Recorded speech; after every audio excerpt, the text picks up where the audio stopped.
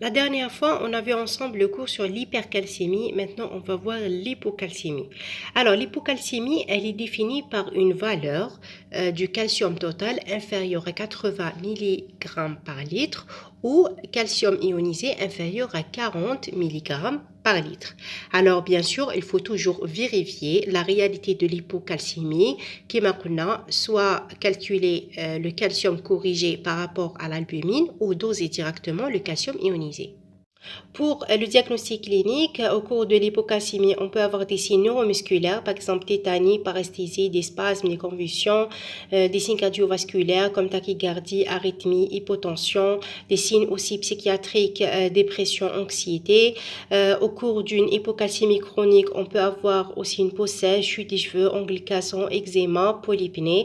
À titre de rappel, tétanie, c'est quoi? C'est un syndrome caractérisé par un état permanent d'hyperexcitabilité neuromusculaire qui s'est traduit par un excès de contraction localisé surtout aux extrémités des membres. Alors, le syndrome HADA, il est favorisé par l'alcalose qui peut être métabolique ou respiratoire car il y a une diminution du calcium ionisé qui se fixe sur l'albumine, une hypokaliémie qui est associée à l'alcalose et diminution aussi du magnésium.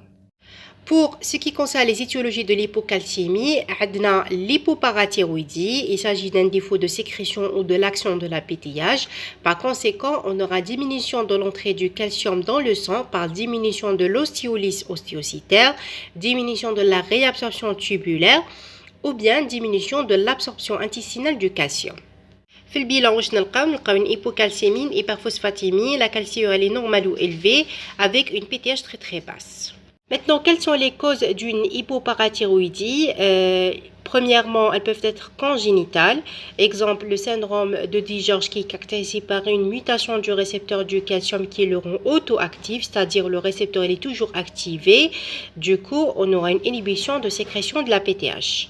Soit une hypoparathyroïdie acquise, exemple la conséquence d'une chirurgie de la région thyroïdienne. Donc, on aura une parathyroïdectomie non voulue après une thyroïdectomie.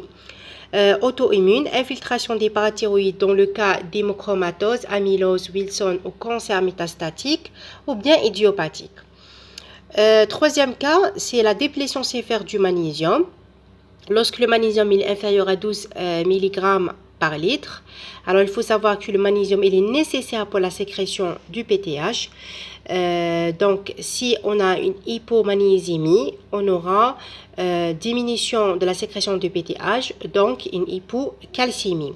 Alors, parmi les causes d'une hypomagnésémie, on a l'alcool, le syndrome de malabsorption ou bien le traitement par les diurétiques et aussi l'oméprazole. Maintenant, dans quel cas on trouve une hypocalcémie associée à une hyperparathyroïdie secondaire? Premièrement, dans le cas d'un déficit ou altération du métabolisme de la vitamine D, dû à une carence d'apport, défaut d'exposition solaire, syndrome de malabsorption, exemple maladie cœliaque, donc il faut rechercher les anticorps antitransglutaminase, altération de la production du calcitriol hépatobiliaire, ou bien des pathologies rénales, par exemple déficit acquis en 1-alpha-hydroxylase. La deuxième cause de l'hyperthyroïdie secondaire, on a la résistance à la vitamine D qui se traduit par un rachitisme vitamino-résistant. Alors, on a deux types. Le type 1, il est dû à un déficit congénital de 1-alpha-hydroxylase.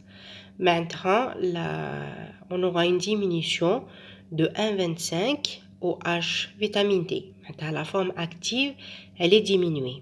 Le traitement se fait par le calcitriol. Par contre, le type 2, il y a une résistance aux effets du calcitriol. Voilà, il y a une résistance parce qu'il y a une mutation du récepteur. Du coup, la concentration de la forme active de la vitamine D, elle peut être normale ou élevée. Aussi, dans le cas de pseudo-hypoparathyroïdie, c'est la résistance à l'action de PTH par diminution de la production de l'AMP cyclique. Dans ce cas, la mutation, elle touche à la protéine G. Toujours, on aura une hypocalcémie, hyperphosphatémie et hyperparathyroïdie. Aussi, en cas de l'insuffisance rénale chronique, On aura une hyperparathyroïdie secondaire. Pourquoi? Parce que au cours de l'insuffisance rénale chronique, on a une hyperphosphatémie par diminution de son excrétion. Le phosphate, lorsqu'il augmente dans le sang, il va inhiber le alpha-hydroxylase. Puisqu'il va inhiber cette enzyme, donc on aura une diminution de la production de la forme active de la vitamine D. Par conséquent, on aura une hypocalcémie, donc hyperparathyroïdie secondaire. Aussi, certains médicaments, comme les anticonvulsivants, qui peuvent induire un déficit en vitamine D. On a aussi les diurétiques de Lens qui provoquent fuite rénale du calcium, donc une hypocalcémie avec une hyperparathyroïdie réactionnelle. À noter que le dosage du calcium dans un tube contenant un anticoagulant EDTA permet d'avoir une hypocalcémie artefactuelle, ce qu'on appelle une fausse hypocalcémie. Parce que le DTA, c'est un anticoagulant connu comme chélateur des ions calciques. Donc, le dosage de calcium, il se fait seulement sur un tube 5 ou sur un tube hépariné. La prise en charge de l'hypocalcémie consiste à traiter l'étiologie si possible, corriger l'hypomagnésémie, associer de la vitamine D en cas de déficit, traiter l'alcalose, administrer du gluconate du calcium et la surveillance.